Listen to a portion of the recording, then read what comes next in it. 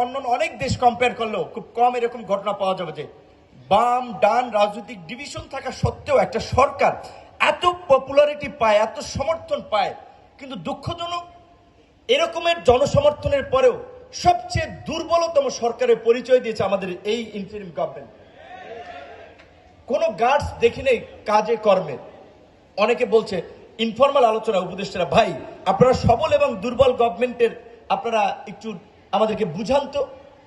আপনারা দেখতে পাচ্ছেন না যে হ্যাঁ পাথরের, এখন আবার আপনারা শিক্ষিত তরুণ অনেকে আবার গালি দিয়েন না বা আমাকে নেগেটিভ ভাবে সমালোচনা করেন না। আমার কাছে ওইখানকার শ্রমিক এবং যেহেতু আমরা জাতীয় রাজনীতি করি, স্থানীয় পর্যায়ে অনেক নেতৃবৃন্দ এসেছিলেন, তারা যেটা বুঝিয়েছেন আমি সংক্ষেপে বলি। তারা বলছেন ভাই আমরা যদি পাথরটা উত্তোলন না করি তাহলে পাথর পরে তো এইখানে এই পানির প্রবাহ বা এই পথটা বন্ধ হয়ে যাচ্ছে, যার ফলে সিলেটের বন্যারও একটা কারণ এইটা। সেকেন্ড হচ্ছে আমরা যদি উত্তোলন না করি, ভারত ডিনামাইট পদ্ধতিতে ওখান থেকে এই সীমান্ত থেকে যে পাথরটা তুলে নিয়ে যাচ্ছে, তাহলে আমাদেরকে অন্তত পাথর কোয়ারিগুলো লিজ দিয়ে একটা মানে পরিমাণের পাথর উত্তোলনের অনুমোদন দেওয়া হলে এটা পরিবেশের জন্য ড্যামেজ হবে না। তখন আমি রেজওয়ানা আপার সাথে যেটা আমাদের আগে থেকে পরিচয়, আমি আপনাকে বলছি ভাই আপনি এই কথা বলবেন না, আপনি জানেন আমি এই বিষয়ে শক্ত। আমি বলছি আমি ইলিগেল কিছু বলবো না, যদি ওনারা যে কনসেপ্টটা দিছে এটা বিবেচনায় কোনো অপরচুনিটি থাকে then you can consider just তাকে, যেহেতু তারা গভর্নমেন্ট আছে এটা বলেছিলাম। কিন্তু হায় হায় কয়েকদিনের মধ্যে এই রকমের মরুভূমি বানাই দিছে, এইটা কল্পনারও আসলে মানে কল্পনাতীত যে একেবারে সমস্ত পাথর। এবং কারা নিয়েছে? কাউকে ইজারা দেয় নাই, লিজ দেয় নাই, অনুমতি দেয় নাই। তাহলে ওইখানে এখন আর্মি আছে, আমাদের ফিল্ডে পুলিশ আছে, র্যাব আছে, বিভিন্ন ধরনের ফোর্সেস আছে। এমনকি আমাদের এই যে পরিবর্তনের নায়কেরা সব জায়গায় ছাত্র যুবক তরুণরা, অনেকে মব বলছে, অনেকে প্রেশার গ্রুপ বলছে, তারা আছে। তারাও তো বাধা দিতে পারতো ভাই, এইটা এলাকার টুরিস্ট কিংবা ইকো সিস্টেমের জন্য এটা গুরুত্বপূর্ণ। এইভাবে তো আপনারা একেবারে সবকিছু ধোয়া করে ফেলাইতে পারেন না। কিন্তু দেখা গেল কেউই আসলে কিন্তু ওইখানে যখন এই সর্বনাশ হয়ে যাচ্ছে কেউ ওইভাবে আর প্রতিবাদ করে নাই। কিন্তু যখন কাম শেষ তখন সবাই আওয়াজ তুলছে। তো সেই জায়গা থেকে বলবো যে দুর্বল সরকার না সবল সরকার, এই একটা ঘটনা তো দেখা যায়। আরো অনেকগুলো ঘটনা আছে, আমি বলতে চাই না।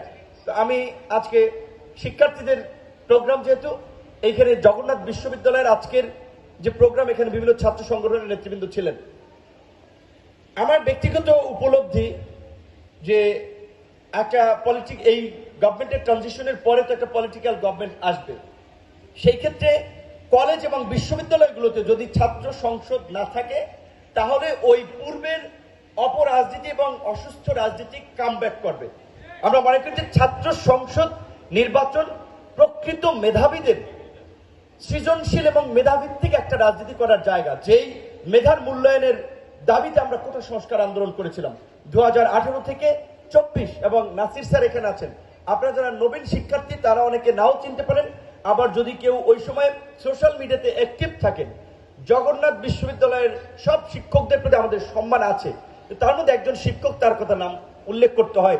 আমি যখন ভাইস চ্যান্সেলর স্যারের রুমে কথা বলছিলাম, স্যারের এখানে সহকারী প্রক্টর 2-3 জন ছিলেন, তারাই বলছিলেন যে স্যার 2012 সালে হল আন্দোলন থেকে শুরু করে সমস্ত জায়গায় উনি ছাত্রদের সাথে ছিলেন। এবং 18 সালে আমরা দেখেছি ছাত্রদের মতো তার পিঠ কিভাবে রাবার বুলেটে ঝাঁঝরা হয়েছিল। ছাত্রদের পাশে থাকার কারণে তাকে তখন চাকরি থেকে অব্যাহতি দেওয়া হয়েছিল। একজন শিক্ষক এরকমের একটা অপমান এবং এটা তার জন্য হঠাৎ করে একটা কষ্টকর, সেই সময়ে ছাত্ররাও ব্যাপক প্রতিবাদ করেছিল। ওই আমাদের দেশে হয় যেটা, একটা আন্দোলন যখন তুঙ্গে থাকে তখন সবকিছু মেনে নেয়, আন্দোলন যখন আবার ডাউনফল করে তখন আর ভুলে যায়। সো স্যারের তখন বলেছিল চাকরির বিষয়ে ব্যবস্থা নেই, ইতিবাচক পদক্ষেপ। পরে আপনার আর এটা বিবেচনা করে নেই। 5ই আগস্টের পরে হয়তো সে জয়েন করেছে। আমি স্যারকে ধন্যবাদ এবং কৃতজ্ঞতা জানাই, কারণ আমরা যখন আজকের এই প্রেক্ষাপটে দাঁড়িয়ে কথা বলছি, এই প্রেক্ষাপট তৈরির পেছনে অবশ্যই আমরা অবশ্যই আমাদের সমস্ত কৃতজ্ঞতা সেই সমস্ত শহীদদের যারা জীবন দিয়েছেন, প্রাণ দান করেছেন এবং যারা এখনো আহত পঙ্গুত্ব বরং